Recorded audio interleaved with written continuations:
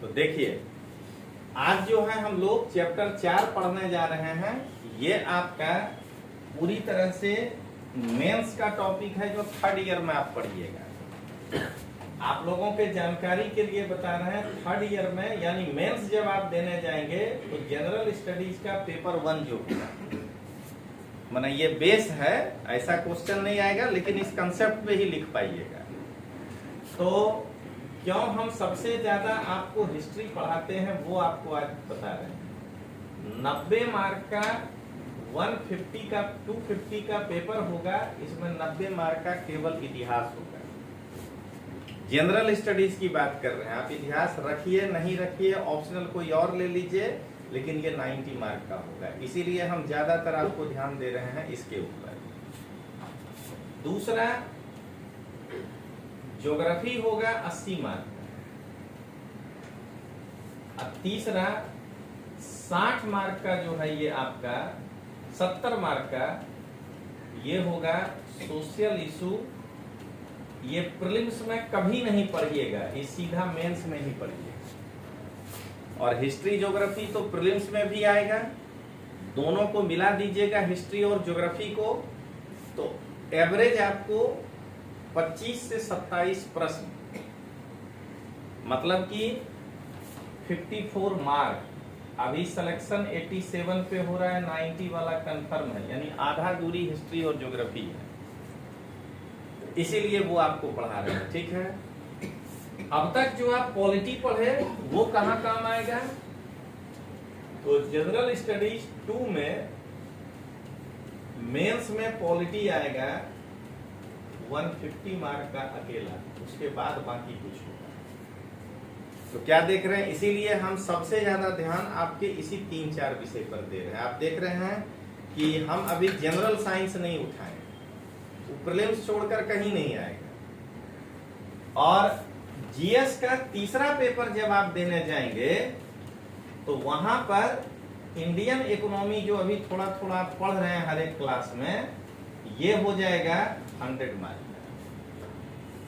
तो क्या देख रहे हैं कि आप एक तरह से मेन का भी बेस बना रहे हैं लगभग 500 मार्क के आसपास। उसके बाद जो इकोनॉमिक्स ऑप्शनल लेना चाहते हैं तो उनका इकोनॉमिक्स में बेस बन रहा है। जो political science, public administration 2 paper या लॉ 3 ले रहे हैं तो उनका इसमें बेस बन रहा है।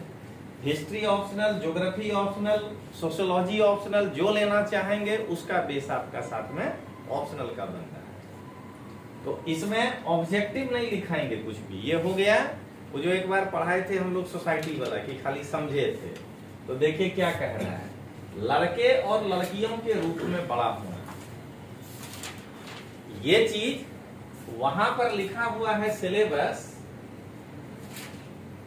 नारी संगठन, नारी का योगदान और नारी की समस्या, ये 3 पढ़ना है।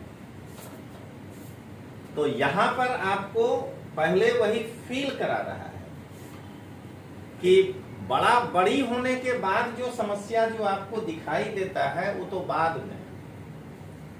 पहले एक घर में एक भाई और बहन जो बड़ा हो रहा है तो डिफरेंसेस समाज वहीं से कर रहा है, पहले वहां से महसूस करिए, तब जाकर के आपको नारी संगठन, नारी की समस्या ये सब समझ पाइएगा। इस चैप्टर का मेन उद्देश्य ये है। तो चलिए पढ़ते हैं। कहता है, लड़का या लड़की होना किसी की भी एक महत्वपूर्ण पहचान है, उसकी अस्मिता है। यानी ये पुरुष है और ये महिला है, ये उसकी एक पहचान है। जिस समाज के बीच हम बड़े होते हैं वह हमें सिखाता है कि लड़के और लड़कियों का कैसा व्यवहार स्वीकार करने योग्य है।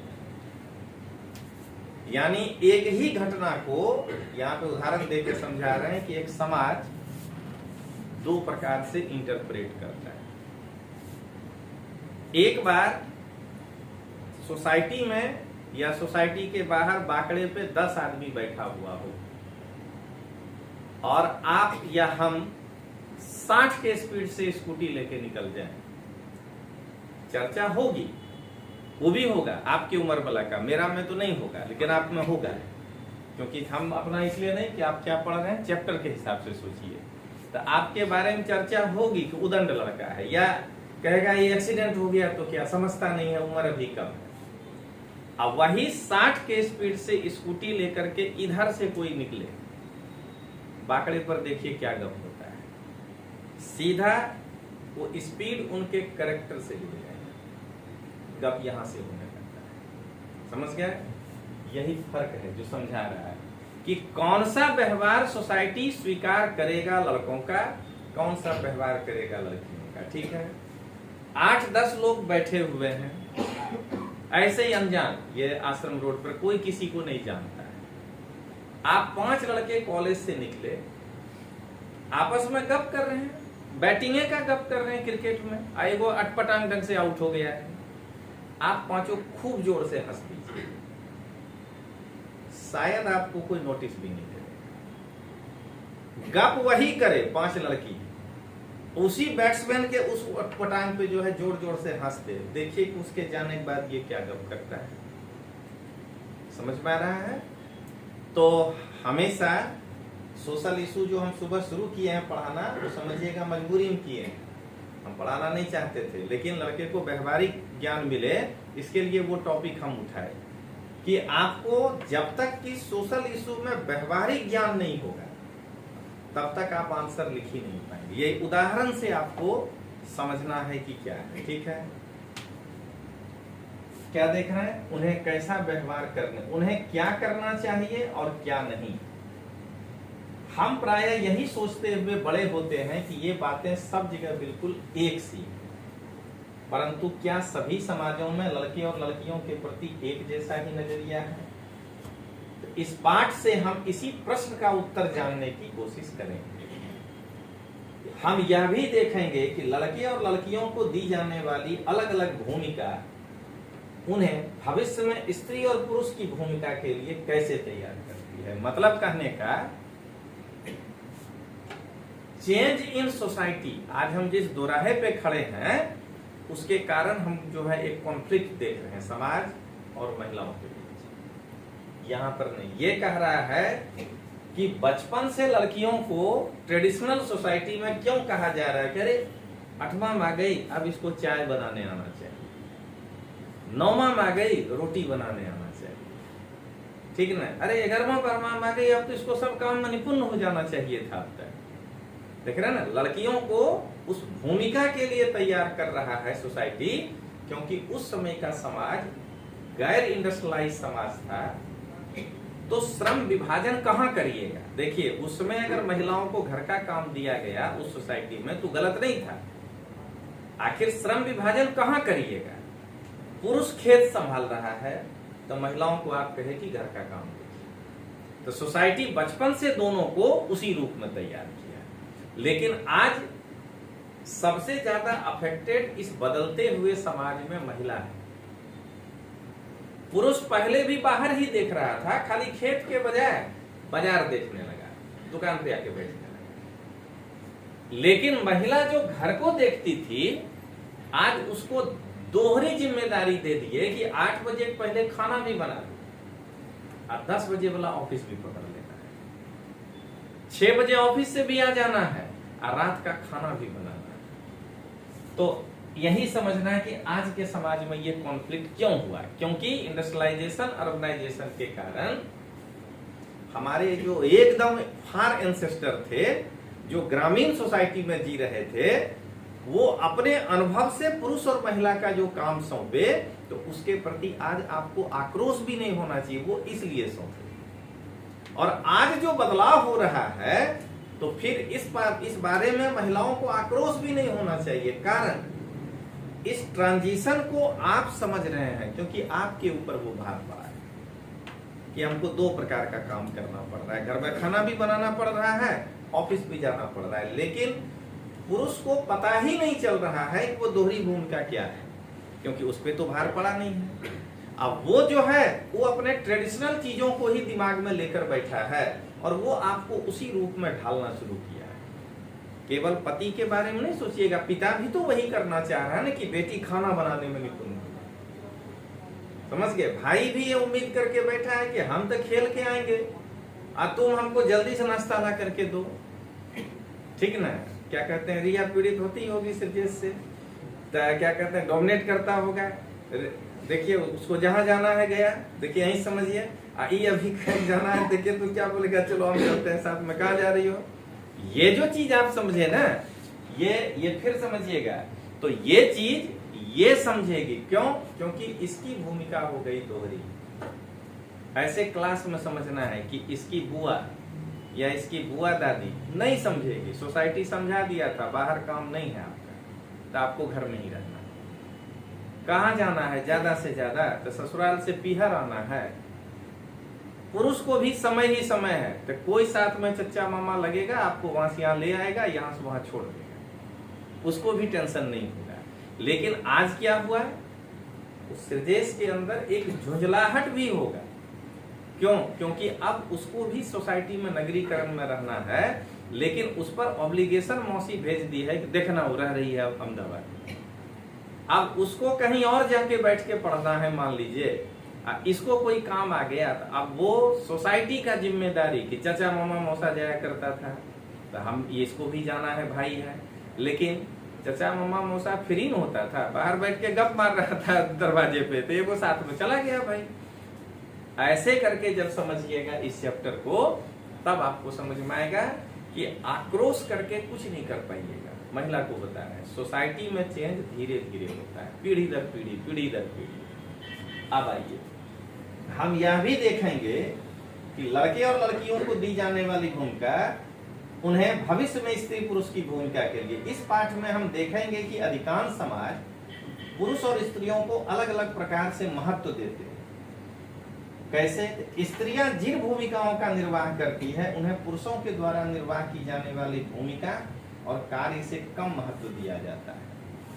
मतलब कहने का कि 24/7/365 घर में मम्मी को छुट्टी नहीं, समझ गए। लेकिन 20 बार पापा ही घर में कहेंगे तुमको मालूम है बाहर कितना काम।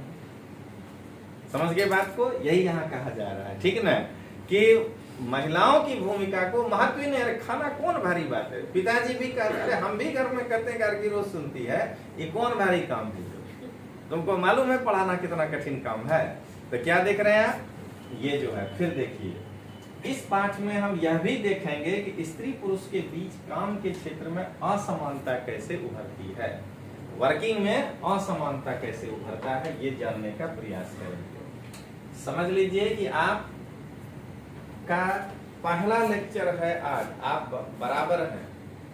मंडे को आपका सीनियर मोस्ट पढ़ा सोशल इशू, और आप भी उस सोशल इशू का आज पहला बेसिक पढ़ने जा रहे हैं। समझ गए? जब आप तीसरा साल पढ़िएगा तो आपको वो तकलीफ नहीं होगा जो इनको हो रहा है इमेजिन करने में कि इसको हमको लिखना क्या है।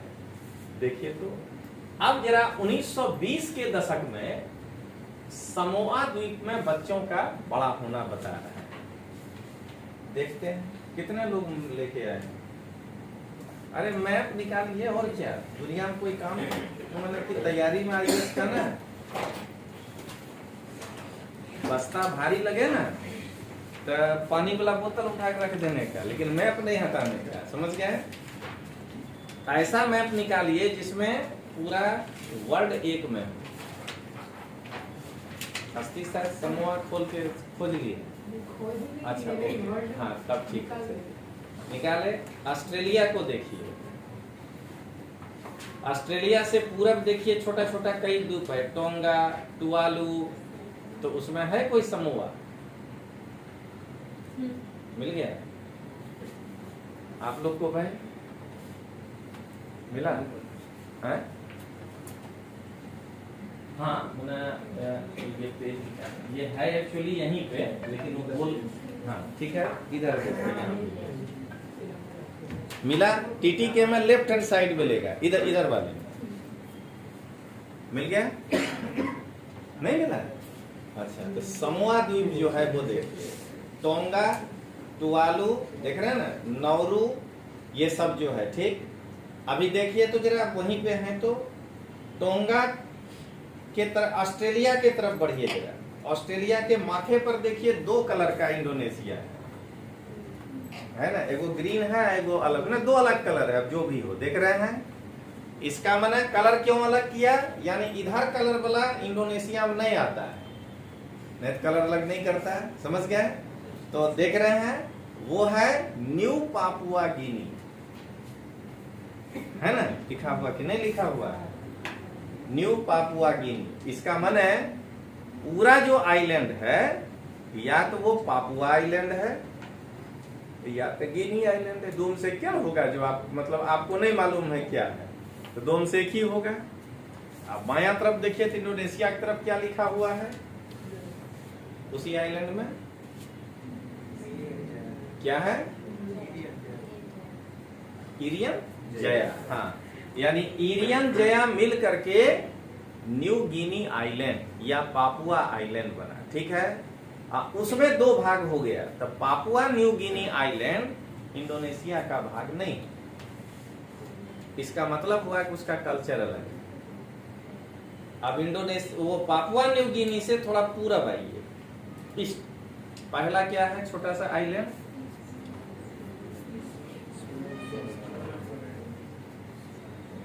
ये वाला यहाँ है सोलोमन आइलैंड, देख रहे हैं ना।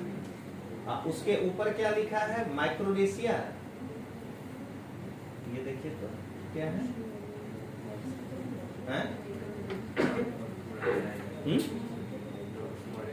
अच्छा माइक्रोनेशिया, देख रहे हैं ना।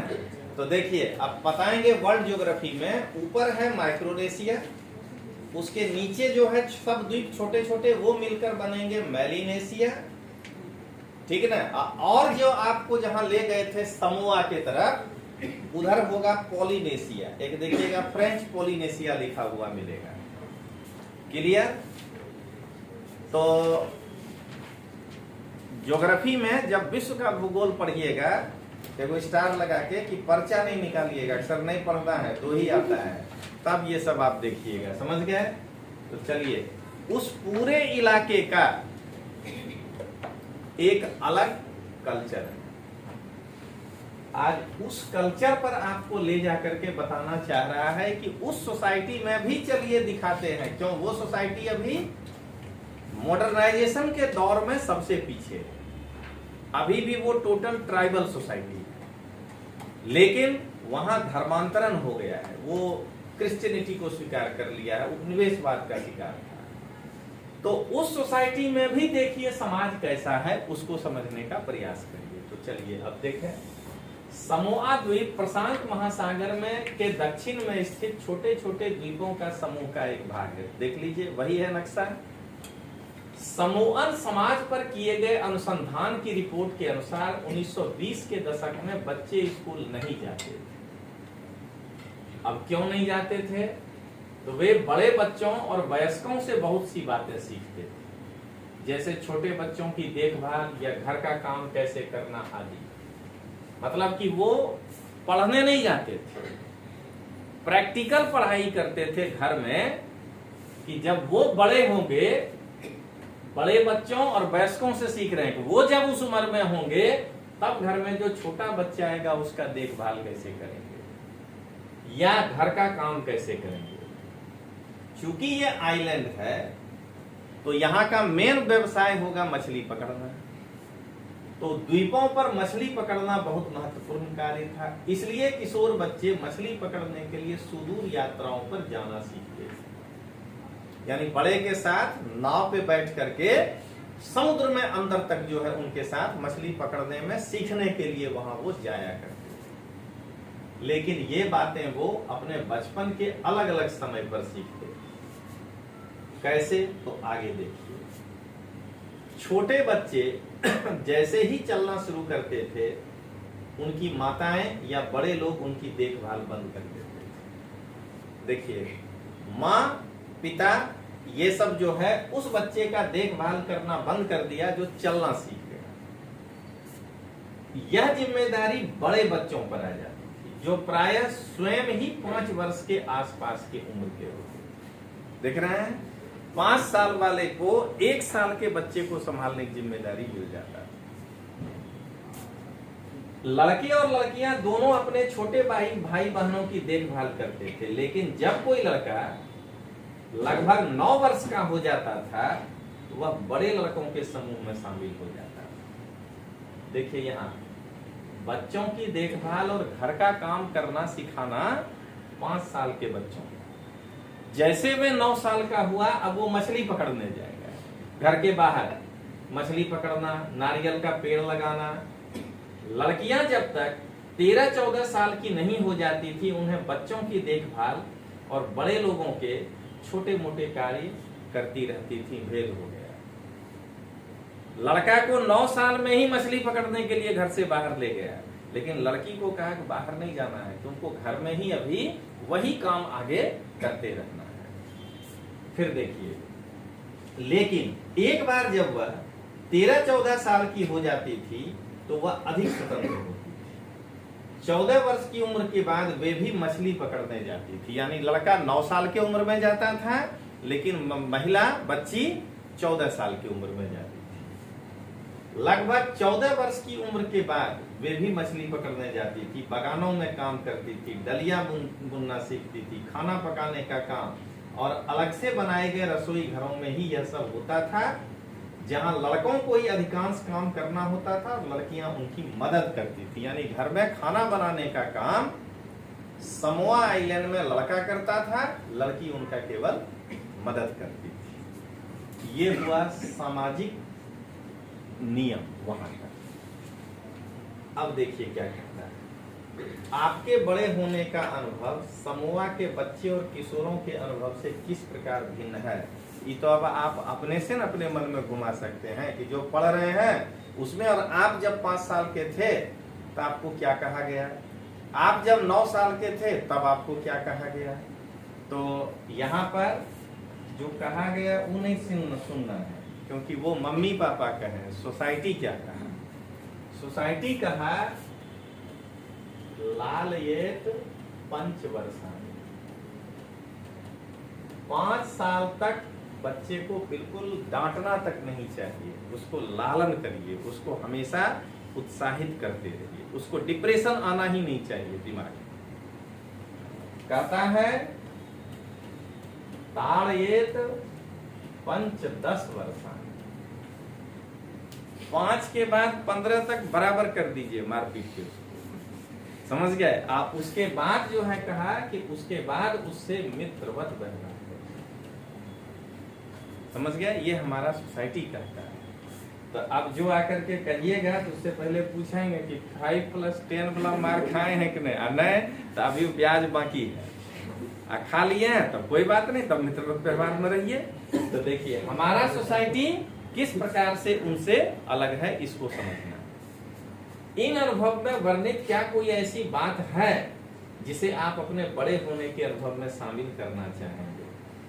देखिए, लड़कियां स्कूल जाते हुए समूह बनाकर चलना क्यों पसंद है। समाज कितना भी मतलब कि भय रहित हो, लेकिन अगर वो घर में भी लोग को देखिएगा, कहेगा कि तुम्हारी कोई सहेली है क्या कॉलेज में, अच्छा तुम्हारे ही मोहल्ले से जाती है तो दोनों साथे जाना।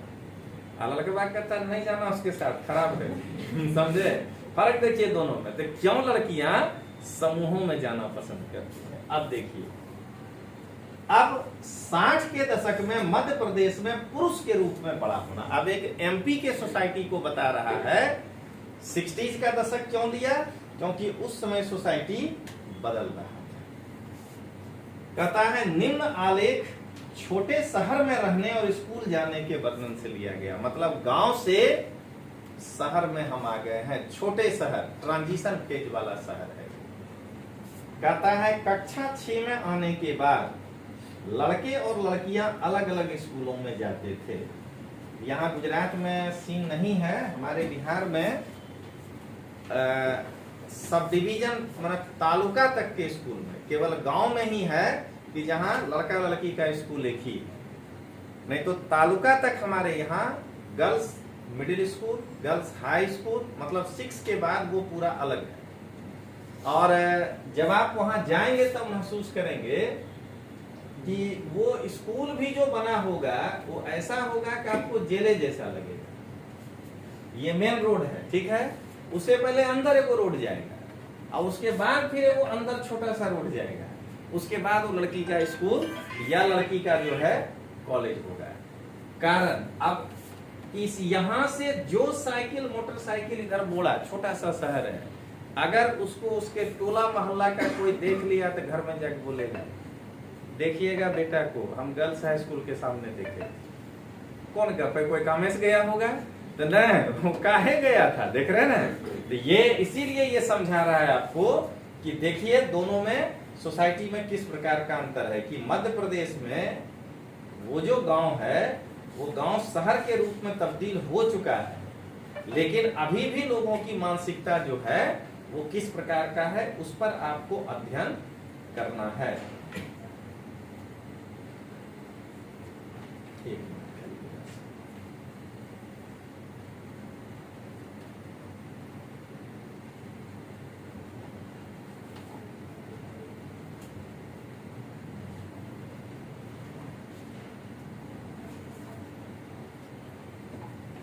तो देखिए, देखते हैं कक्षा 6 में आने के बाद अलग अलग लड़कियों के स्कूल लड़कों के स्कूल से बिल्कुल हमको पता वैसे ही बताएगा। देखिए अलग ढंग से बनाए जाते हैं। कैसे, हम तो अभी ये बताए, एकदम चारों तरफ से ऐसे जो है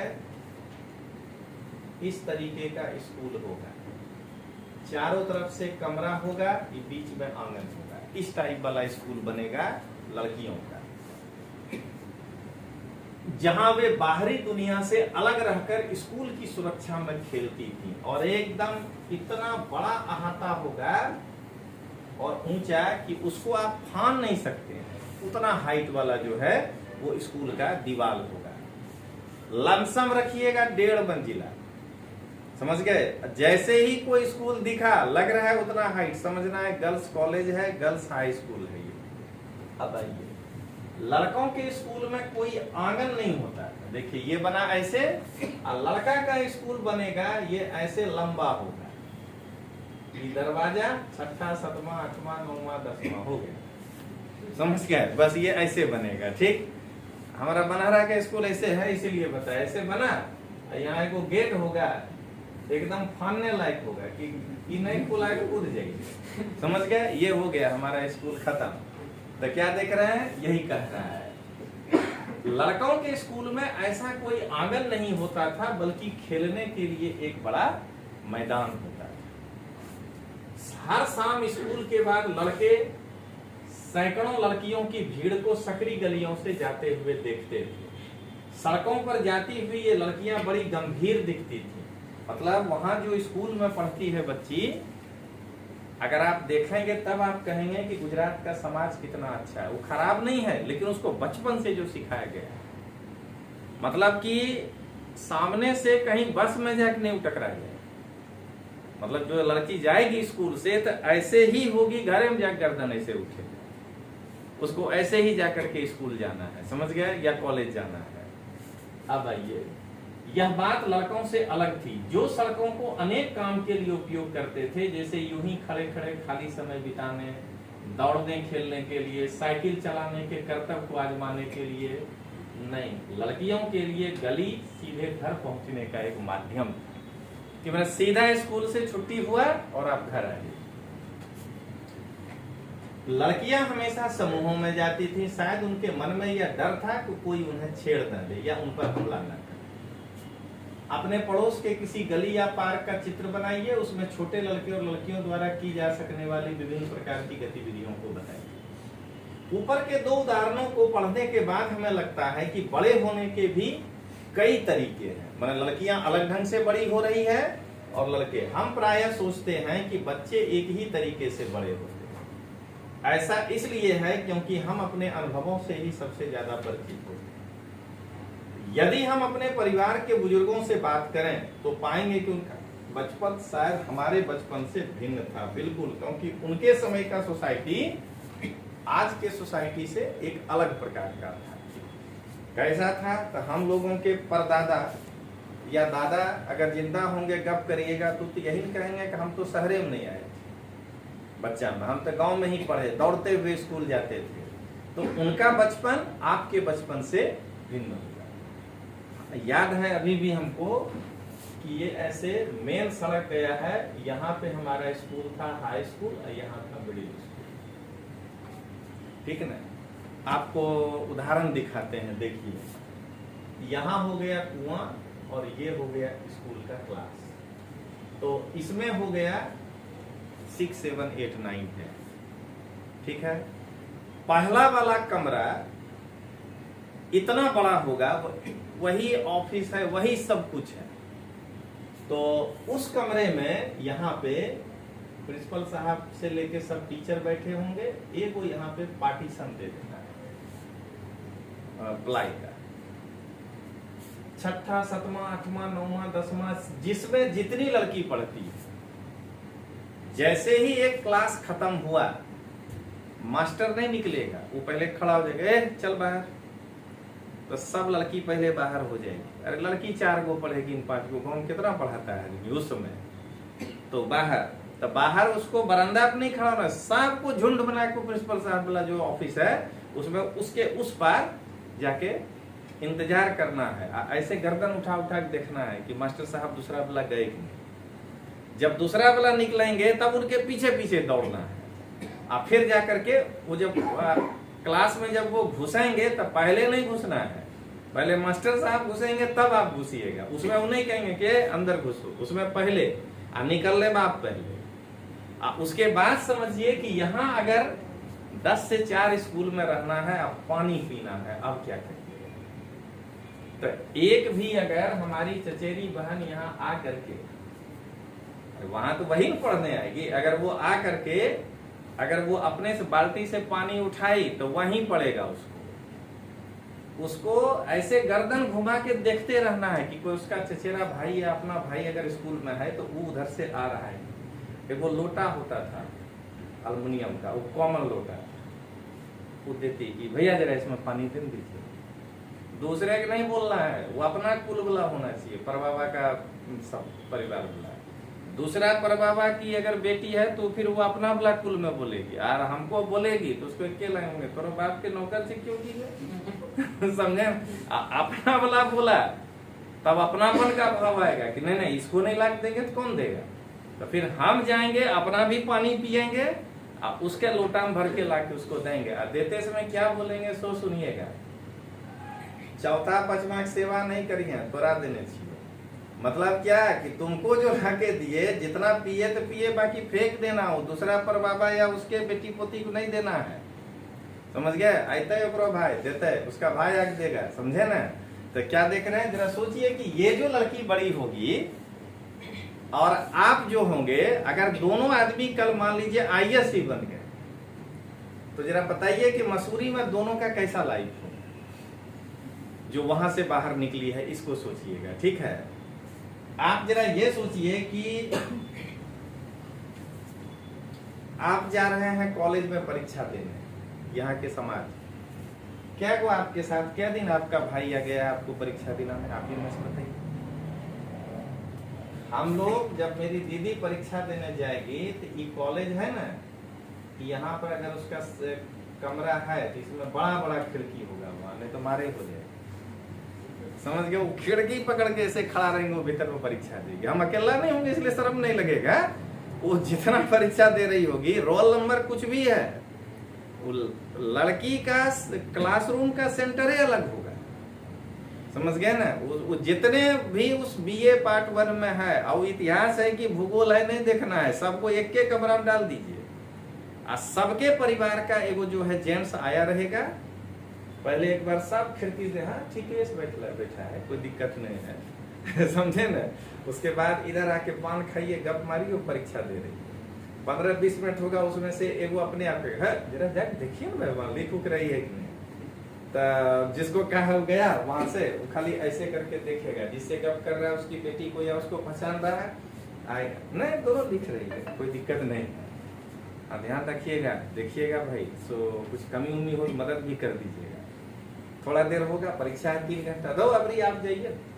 क्या देख रहे हैं, हर 15 मिनट पर वो परीक्षा नहीं दे रही है, उसका भाई बाहर से आकर के खड़ा होकर देख रहा है, ठीक है। अब जरा सोचिएगा कि इस माहौल की लड़की अगर आपके साथ IAS बन के आएगी और आप उसको वो वाला सिनेमा याद करिएगा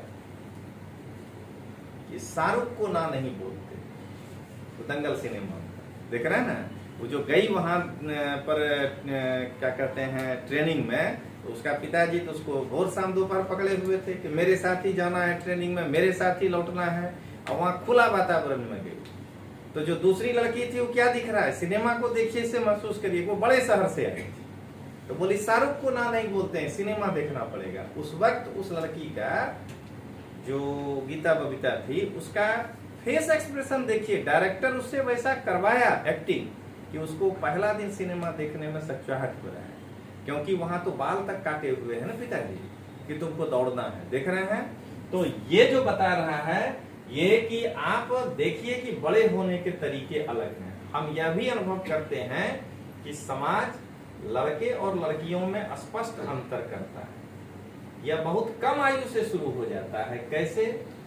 तो लड़का को ला करके देते हैं कार का खिलौना, खिलौने में फर्क हो जाता है, लड़की को गुड्डा गुड़िया लग अंतर देखिए।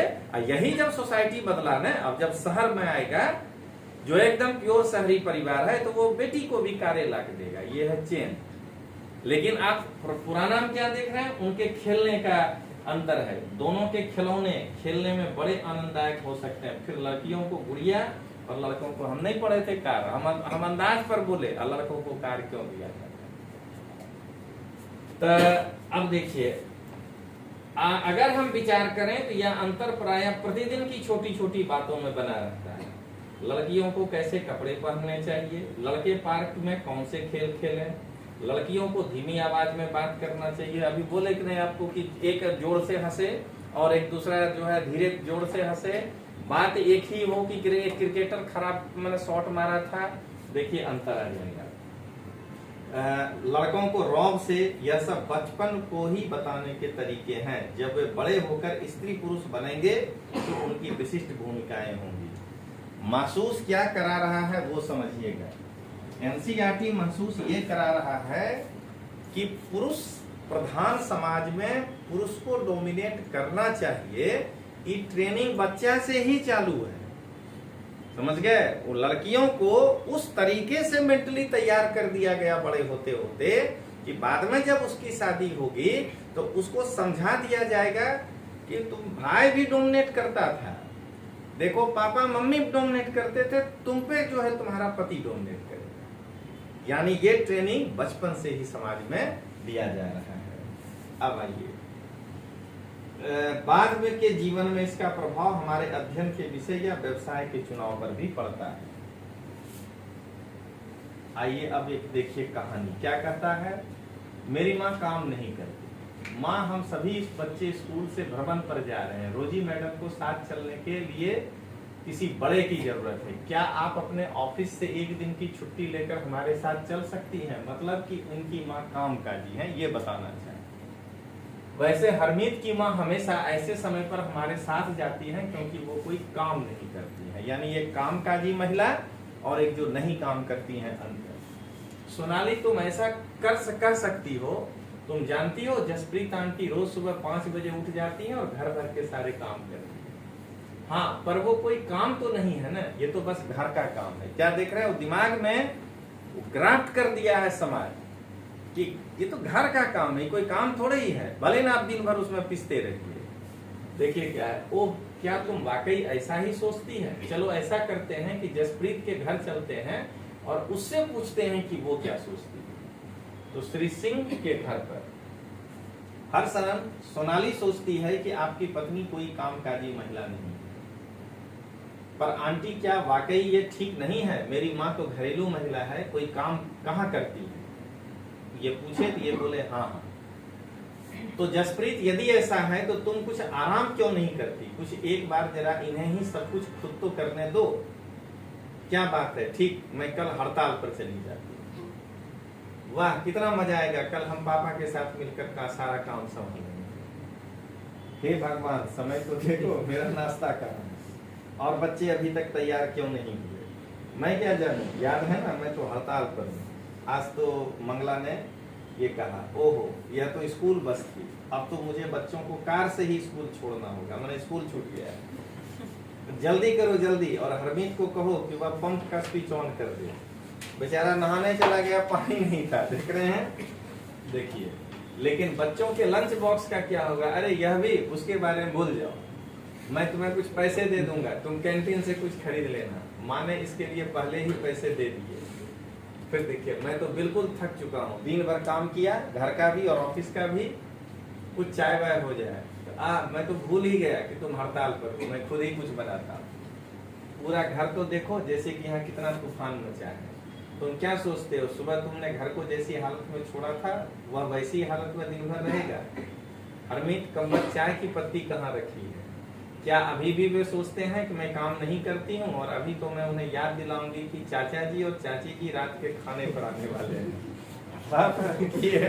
एहसास करा दिए ये वाला लाइन कि सोनाली सोचती है कि आपकी पत्नी कोई कामकाजी महिला नहीं है। तो बोला था हाँ नहीं है, तो कहा कि अब जरा बता दीजिए कि क्या है। देख रहे हैं, इतना बढ़िया सोशल इशू को समझने के लिए कोई किताब होगा क्या? हम राम महुजा पीछे पड़े हुए हैं। अब आइए, अधिकांश समाज में जिनसे हमारा समाज भी सम्मिलित है, पुरुष और स्त्रियों की भूमिकाओं और उनके काम के महत्व को समान नहीं समझा जाता। पुरुष और स्त्रियों की हैसियत एक जैसी नहीं होती है। आओ देखें कि पुरुषों और महिलाओं के द्वारा किए जाने वाले काम में यह असमानता कैसे है। अब देखते हैं घरेलू काम का मूल्य क्या होता है। तो हरमीत के परिवार को ये नहीं लगता था कि जसप्रीत घर का जो काम करती थी वह वास्तव में काम था। उसके परिवार में ऐसी भावना होना कोई निराली बात नहीं है, कारण कि सारी दुनिया में घर के काम की मुख्य जिम्मेदारी महिलाओं की है, जैसे देखभाल संबंधी काम, परिवार का ध्यान रखना, विशेषकर बच्चों, बुजुर्गों, बीमारों का। फिर भी जैसा हमने देखा, घर के अंदर किए जाने वाले कार्यों को महत्वपूर्ण नहीं समझा जाता। मान लिया जाता है कि वे तो स्त्रियों के स्वाभाविक कार्य हैं, इसलिए उनके लिए पैसा देने की कोई जरूरत ही नहीं है। समाज इन कार्यों को अधिक महत्व नहीं देता है। ठीक है, अब आइए घर पर कार्य करने वालों का जीवन, यानी जो महिला घरेलू है, हाउसवाइफ है, उसका लाइफ कैसा होता है, अब ये समझना। उपयुक्त कहानी में केवल हरप्रीत की माँ ही घर में काम नहीं करती थी, काफी सारा काम मंगला करती थी, जो उनके घरेलू काम में मदद के लिए लगाई गई थी। मतलब अब घर में जो हम बाई रखते हैं, अब वो वहां से एक लाइन जोड़ा कि काम तो बड़ा है, लेकिन अब देखिए उनके साथ और कौन कौन काम करता है। बहुत से घरों में, विशेषकर शहरों और नगरों में, लोगों को घरेलू काम के लिए लगा लिया जाता है। वे बहुत काम करते हैं, झाड़ू लगाना, सफाई करना, कपड़े बर्तन धोना, खाना बनाना, छोटे बच्चे बुजुर्ग का देखभाल। ये भी एक पिक्यूलिटी है। अगला देखिए, घर का काम करने वाली अधिकांशतः महिलाएं होती हैं। हम बाई ही बोलते हैं, उसके लिए शब्द भी नहीं है कि बाया रखें। देख रहे हैं, जब रखते ही नहीं है तो शब्द नहीं है, देख रहे हैं ना। तो देखिए, आपको बताते हैं कि आप देखिए, एकदम बड़ा इजी में हम कह देते हैं मासी। ठीक है ना, जो बाई आती है काम के लिए, मासी आ काम करी ले, जो एक बार बोलिए तो मासा आ काम करी ले। देखिए, तो उसके बाद आपको खुद बोलने में कैसा फीलिंग होता है। तो अब देखिए, कहता है कभी कभी इन कार्यों को करने के लिए छोटे लड़के या लड़कियों को काम पर रखा जाता है। आपको नहीं सुना है कहानी, और सुनाएंगे भी नहीं, अभी समय कम है, अगले क्लास में बताएंगे। गोपाल मेरा एक नौकर था घर में, सर में, बिहार में, तो उसके बारे में बताए। छोटा लड़का, देख रहे हैं, एकदम आइडियल है, 8, 9, 10, 11, बस उसके आगे वाला नहीं चाहिए। कारण 5 साल रखना है, उसके बाद फिर जाओ दूसरा खोजेंगे।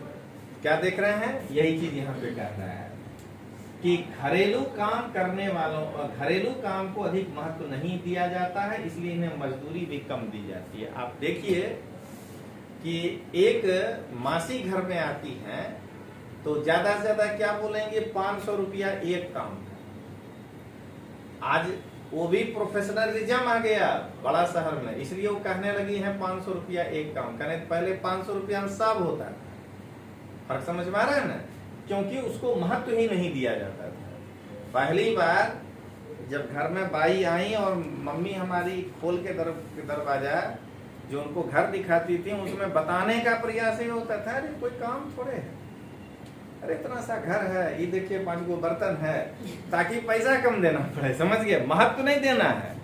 वही जब आप प्रोफेशनल बन करके खाली कंप्यूटर टाइप करने ऑफिस में जाइए, बड़ा काम, 8 घंटा मगजमारी करना है, 10,000 से कम थोड़े लेंगे। वो जैसे घर आई, अरे काम थोड़े 5 गो बर्तन है, उतने तो धोना है। तो ये देखिए, ये समझाया जा रहा है। अब आइए, जो घर में शुभ रहते हैं 24 घंटे, घरेलू काम करने वालों का दिन सुबह 5 बजे से शुरू होकर रात के 12 बजे तक चलता है। एकदम मना घर में लोग उठाएंगे नहीं, उसके पहले उनको घर के नौकर को उठना है, उनको जो है चाय नाश्ता खाना सब रेडी रखना है। जो घर में लोग उठेगा तब 5 से शुरू होगा, और रात को 10-11 बजे तक लोग खाना खाएगा, फिर सब बर्तन धो लेना है, तब न सोने जाना है। तो उनका जीवन ये है। अब आइए, जी तोड़ मेहनत करने के बावजूद प्रायः उन्हें नौकरी पर रखने वाले सम्मानजनक व्यवहार नहीं। उल्टा जो है, जो आया उसको घर में 2 टाटिए के गया, जो घरेलू नौकर है, देखिए उसके साथ लोगों का व्यवहार कैसा होता है। दिल्ली में घरेलू काम करने वाली एक स्त्री मेलानी ने अपने अनुभव को इस बारे में बताया कि मेरी पहली नौकरी एक अमीर परिवार में लगी थी, जो 3 मंजिले भवन में रहता। मेम साहब अजीब महिला थी, जो हर काम करवाने के लिए चिल्लाती रहती। मेरा काम रसोई का था, दूसरी 2 लड़कियां सफाई का काम करती थी। हमारा दिन सुबह 5 बजे से शुरू होता। नाश्ते में हमें 1 प्याली चाय और 2 रूखी रोटियां मिलती थीं। हमें तीसरी रोटी कभी नहीं मिली। शाम के समय जब मैं खाना पकाती थी, दोनों लड़कियां मुझसे 1 और रोटी की मांग करती रहती थी। मैं चुपके से उन्हें 1 रोटी दे देती थी और खुद भी 1 रोटी ले लेती थी। अभी इस में आगे नहीं लिखा है, लेकिन वो मेम साहब किसी दिन अगर गलती से देख ली तो उसके बाद वो 3 रोटी नहीं है, वो 3 लाख रुपया हो गया, समझ लेना है। तो अब आइए आगे। हमें दिन भर काम करने के बाद बड़ी भूख लगती थी। हम घर में चप्पल नहीं पहन सकते थे। ठंड के मौसम में हमारे पैर सूज जाते थे। मैं मेम साहब से डरती थी, परंतु मुझे गुस्सा भी आता और अपमानित भी महसूस करती थी। क्या हम दिन भर काम नहीं करते थे? क्या हम कुछ सम्मानजनक व्यवहार के योग्य नहीं है? मतलब कि इससे आपको फील कराया पहले किस किस प्रकार के लोग को, कि घर के अंदर बेटे और बेटी जो बड़े होते हैं उनमें क्या डिफरेंस, फिर फील कराया कि घर के अंदर पति और पत्नी में क्या डिफरेंस है, सम्मान। अब फील करा रहा है कि महिला और पुरुष में महिला का सम्मान कम हो रहा है घर में, लेकिन जब वही महिला एक बाई रखती है या नौकर रखती है तो उस, अब हम जोड़ के बोल रहे हैं, अपना सारा ऊपर वाला अपमान नीचे डाल देती है। समझ गए? यही समझा रहा है। अब आइए, वास्तव में जिसे हम घरेलू काम कहते हैं उसमें अनेक काम सम्मिलित हैं। इनमें से कुछ काम में बहुत शारीरिक श्रम लगता है। ग्रामीण शहरी क्षेत्र में औरत और लड़कियों को दूर दूर से पानी लाना पड़ता है। ग्रामीण क्षेत्र में स्त्रियों और लड़कियों को जलाऊ लकड़ी का भारी गट्ठर सिर पर ढोने पड़ते हैं। कपड़ा धोने, सफाई करने, झाड़ू लगाने, वजन उठाने के काम में झुकने, उठाने, सामान लेकर चलने की जरूरत होती है। बहुत से काम जैसे खाना बनाने में लंबे समय तक गर्म चूल्हा के सामने खड़ा रहना पड़ता है। उन चीजों को महसूस करिए। स्त्रियां जो काम करती है वह भारी और थकाने वाला शारीरिक काम होता है, जबकि हम आमतौर पर सोचते हैं कि पुरुष ही ऐसा कर सकते हैं। देखिएगा जब चर्चा होगा तो क्या कहेगा पुरुष, अरे प्रकृति ही नारी को कमजोर बनाया, समझ गया, यही गप करेगा। ये भारी काम ये तो हमारे लिए बना है, लेकिन वो ये नहीं सोचता है कि उस चूल्हा के पास गर्मी के दिन में अगर कोई शारीरिक रूप से मजबूत नहीं है तो पहले वो उतना देर खड़े नहीं रह पाएगा। तो महिला भी शारीरिक काम भारी करती है।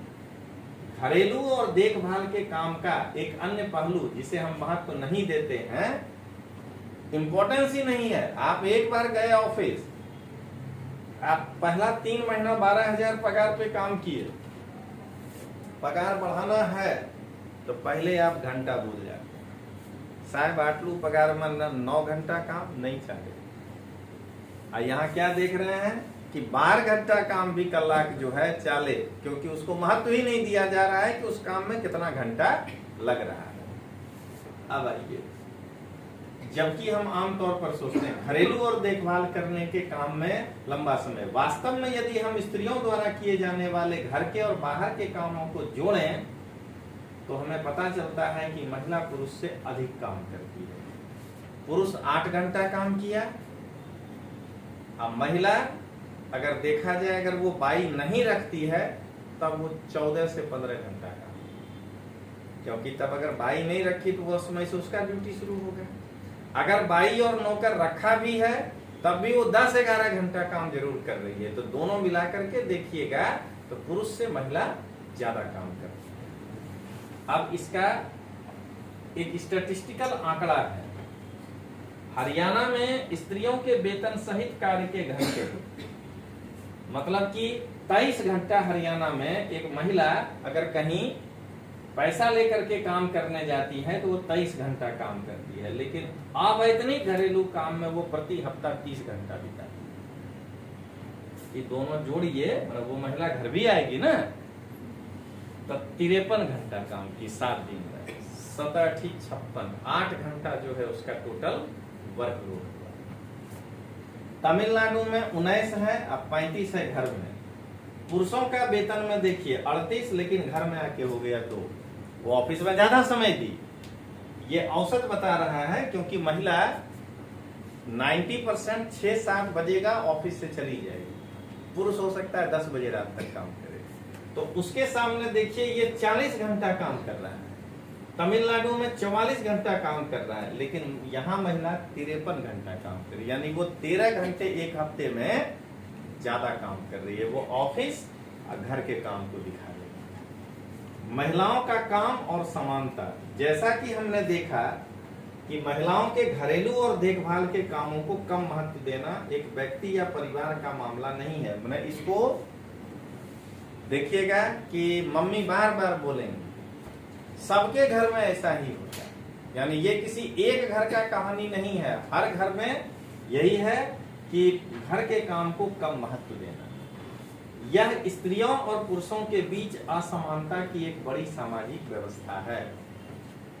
अब जाकर के अगर आपको ये प्रश्न मेंस में लिखने कहे, इतना समझाने के बाद लिखा कि भारतीय समाज में पुरुष और महिलाओं के बीच असमानता का कारण क्या है।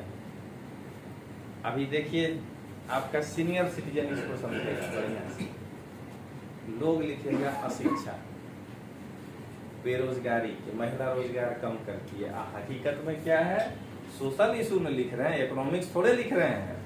घर के कामों को कम महत्व देना पहला असमानता का कारण है पुरुष और महिलाओं के बीच।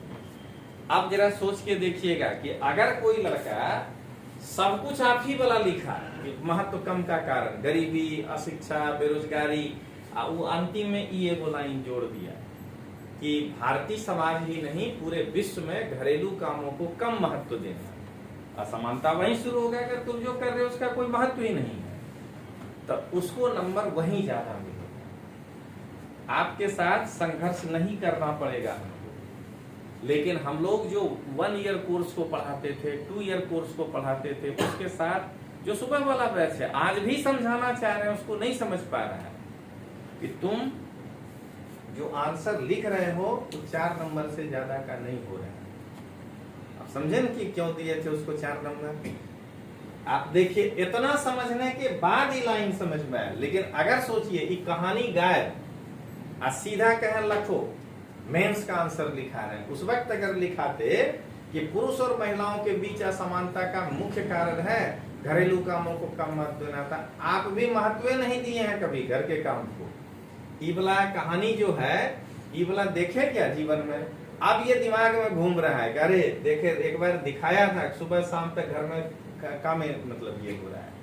अब आइए, इसलिए इसके समाधान हेतु जो कार्य किए जाने हैं वे केवल व्यक्तिगत या पारिवारिक स्तर पर नहीं वरन शासकीय स्तर पर होने चाहिए। अब बताइए, अगर आपको कहे असमानता के कारण और उसके लिए आपके विचार से कौन कौन से कदम उठाए जाने चाहिए, मीन्स तो ऐसे ही होगा आंसर।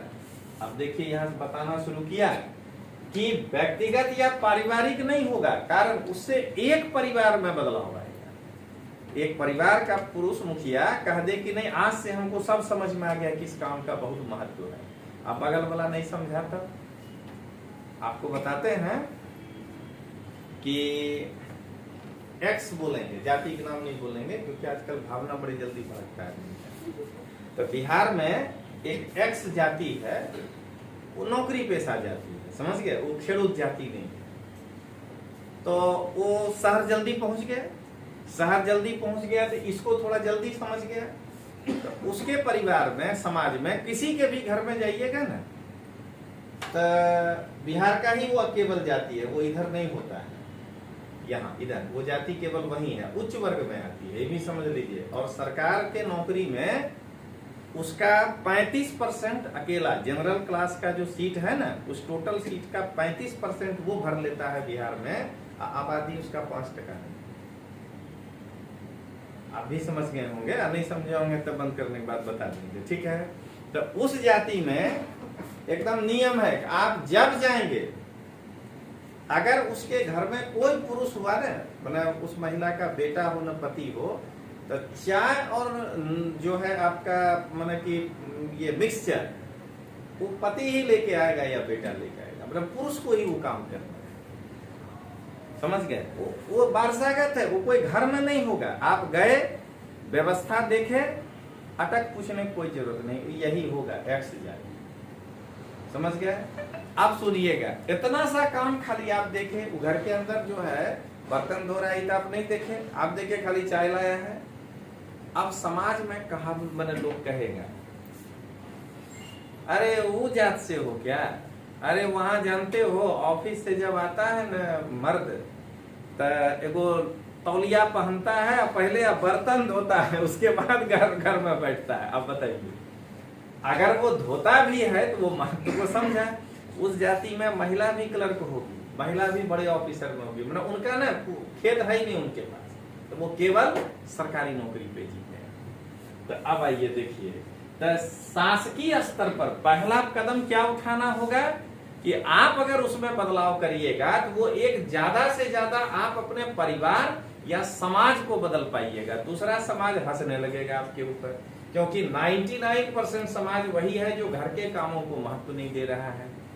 अब आइए, हम जानते हैं कि समानता हमारे संविधान का महत्वपूर्ण सिद्धांत है। संविधान कहता है कि स्त्री या पुरुष होने के आधार पर भेदभाव नहीं किया जा सकता है, परंतु वास्तविकता में लिंग भेद किया जाता है। सरकार इसके कारणों को समझने के लिए और स्थिति का सकारात्मक निदान ढूंढने के लिए वचनबद्ध है। कैसे? तो उदाहरण देखिए, सरकार जानती है कि बच्चों की देखभाल और घर के काम का बोझ महिलाओं और लड़कियों पर पड़ता है। खाली देखिएगा, जो लोग सुबह पढ़ते हैं इसमें सोशली सुबह भी निकाल के दिखाते हैं, जो आप लिखिएगा वो कितना चुटीला होगा, अब बाकी चेहरा देखिएगा कि तोमल राम जो बोले हो गया आंसर खत्म। देखिए क्या कर रहे हैं, सरकार इस बात को जानती है, हम पढ़ने के पहले बता देते हैं सरकार इसकी बात कर रहा है कि ये क्यों लेकर के आया, समझ गए। तो देखिए क्या कहता है, घर के काम का बोझ महिलाओं पर, स्वाभाविक रूप से इसका असर लड़कियों के स्कूल जाने पर भी पड़ता है। इससे ही निश्चित होता है कि क्या महिलाएं घर के बाहर काम कर सकेंगी और यदि करेंगी तो किस प्रकार का काम या कार्य क्षेत्र। मतलब कि महिलाओं को जो मैक्सिमम जॉब मिलता है, मतलब महिला खुद जो चूज करती है, सरकारी ने वो तो अब कच्छ भेज देगा तो लोग वहां चला जाएगा। प्राइवेट जॉब जो 10-15 हजार वाला होता है, 90% वो जो चुनेगी महिला, जहां वो रहती है मैक्सिमम बड़ा से बड़ा शहर में 10 किलोमीटर के रेडियस। क्यों? घर भी देखना है ना। यहीं से ये लिंग भेद शुरू होता है।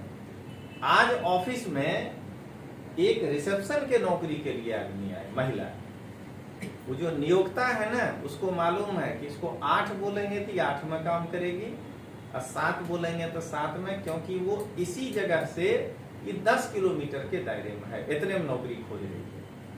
ऑफिस कम पड़ जाएगा, कहाँ काम करिएगा। अगर ये दायरा हो कि बंगलौर में भी जाके कर सकते हैं, अकेले रहेंगे, क्या कहते हैं वर्किंग वीमेंस हॉस्टल में, देखिए कि वो वही पगार पाने लगेगी जो पुरुष को देना पड़ता है। लेकिन यहाँ जब आप आईएएस हो जाएंगे तो वहां भेदभाव नहीं होगा। लेकिन आप इस आरबीएस में सोचिए कि ऑफिस में जो लड़की काम कर रही है, अगर एक को कितना भी स्किल्ड हो, अब वो एमबीए नहीं सोच लीजिएगा, अगर उसको 10,000 से ज्यादा पगार मिलता हो, उसका रीजन क्या है कि वो नरोड़ा से यहाँ काम करने नहीं आएगी, उसको काम नहीं करने देगा उसका हस्बैंड, कहेगा घर कौन देखेगा, 1.5 घंटा तुमको आने में लग जाएगा। वो बाइक से इधर आएगा काम करने। समझ रहे हैं, यही फर्क है दोनों में। तो देखिए क्या हुआ, इससे निश्चित होता है कि काम कर सकेंगे। पूरे देश के कई गांवों में शासन ने आंगनबाड़ी और बालवाड़ियां खोली है। देख लीजिए, लोग आंगनबाड़ी और बालवाड़ी का विशेषता कुछ और के क्षेत्र में लिखेगा, और आप कहां लिखेंगे सोशल इशू में कि पुरुष और महिलाओं के बीच जो भेदभाव है, लिंग असमानता है, घर के काम को महत्व नहीं देना, उसके लिए सरकार ने दोनों के बीच के लिंग असमानता को कम करने के लिए आंगनबाड़ी और बालवाड़ी खोली।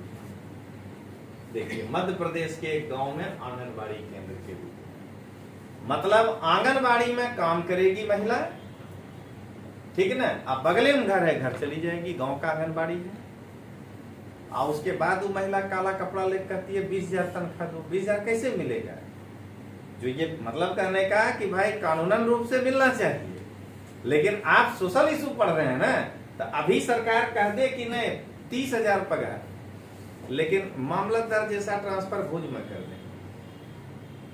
समझ रहे ना, गांव में है वो आंगनबाड़ी कार्यकर्ता, कल को कहे कि 25,000 पगार, लेकिन टेट टाट वाला टीचर को जैसे 200 किलोमीटर दूर भेज देते हैं, हम आपको भेज देंगे, वो सरेंडर बोल जाएगी नहीं करवाना है नौकरी। क्यों? गांव में है ना, तो और ज्यादा रूढ़िवादी समाज में है। तो देखिए वही कह रहा है, शासन ने एक कानून बनाया जिसके तहत यदि किसी संस्था में महिला कर्मचारियों की संख्या 30 से अधिक है तो उसे एक वैधानिक रूप से क्रैश की सुविधा देनी होगी। यह है दूसरा, लिंग भेद को खत्म करना। एक घर में कामकाजी महिला को एक 6 महीने की बच्ची है, तो वो घर में जो आया या बाई रखेगी, तो वो ऐसे या जिस जाके जो रख के आएगी तो ऐसे कहेगी कि 4 कल्ला, कारण रोकड़ा भी देना होगा ना उस हिसाब से। पता चला कि आप 10,000 रुपया कमाते हैं, 4,000 बेटी को रखने में दे देंगे, तो आपको बचेगा क्या? तो इसलिए सरकार ने कानून बनाया कि जहां पे 30 से ज्यादा महिला काम करेगी, वहां उस कंपनी की जिम्मेदारी है कि एक क्रैच बना के रखे, वहां एक महिला को डिप्यूट करके रखे, ताकि उस महिला को मालूम है कि मेरी बेटी या बेटा यही है। वो घड़ी वाला के कारण नहीं भागेगी, समझ गए? फिर वो 9 घंटे भी काम कर सकती है कि अगर एकदम में रोने लगा तो ऑफिस से जाइए 5 मिनट उसके साथ, बच्चा को लगेगा कि माँ मेरे सामने। लिंग असमानता को खत्म करने के लिए दूसरा स्टेप उठाया गया। बालवाड़ी की व्यवस्था होने से बहुत सी महिलाओं को बाहर जाकर काम करने की सुविधा होगी। इससे बहुत सी लड़कियों का स्कूल जाना भी संभव होगा।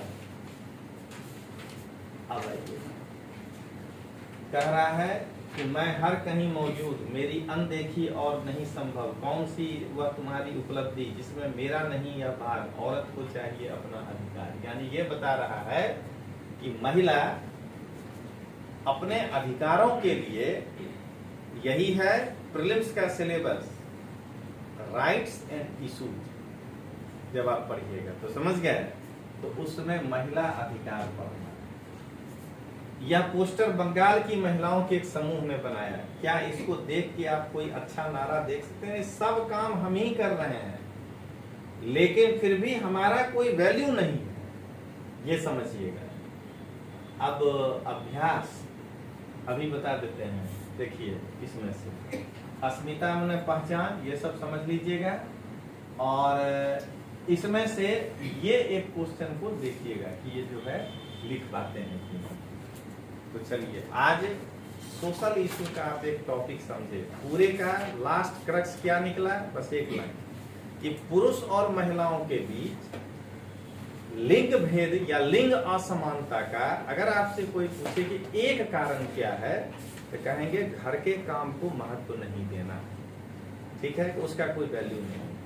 और पूछे कि क्या कदम उठाया जाना चाहिए, तो इसको सरकार के तरफ से कदम उठाया जाना चाहिए, जिसमें आंगनबाड़ी, बालवाड़ी और जहां 30 से अधिक महिला है वहां एक क्रैच की व्यवस्था। इतने सा निकला इस पूरे सारे